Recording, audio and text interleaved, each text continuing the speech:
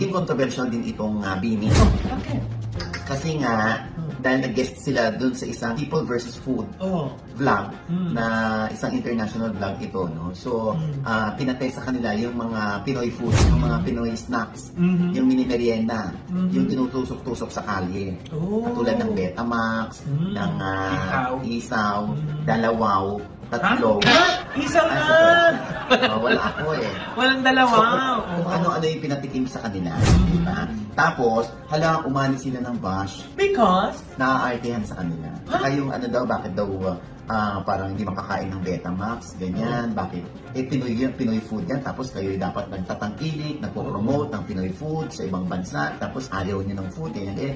Diyos ko po, alam mo, sari-sari, ayan po, yung mga comments nila, ako hindi na namin mabasa sa dami ng mga narrative ng mga netizen para lang sila ay i-bash yung Bini, no?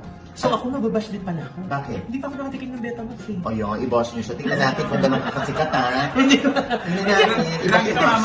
Ibig ko sabihin, meron tayong mga pagkain Pinoy na hindi natin nakakain or kinain pa. At hindi kasundo ng ating panlasa. Di ba? Hindi lahat kumakain ng okra. Di ba? Oo. Di ba? Ang tagal ko bago ko na-acquire yung taste ng okra. Oo. Di ba? Oo. O yung Betamax, nakikita ko siya sa, kinakain ko yung isaw, baboy, isaw, manok. Pero yung Betamax sa kay Adidas, hindi ko pa siya nakakalakasan ng loob na tikman. Ako naman talaga, ito mo na Betamax hindi ako kumakain niya. Oo. So, bash me all you want. Nainggit sa Bini. Oo. Nagpapapas nyo ako. Oo nga. Kumakain ng Betamax Nakaka-level ng Bini. Oo. Oo. Ito pa dagdag nyo, hindi ako kumakain ng kainito tsaka atis. Talaga? Hindi ako kumakain. Hindi ako kumakain. Oo, di ba? Kahit nung patay gutom pa kami, hindi ako kumakain talaga ng atis tsaka ng kainito. Bash me all you want!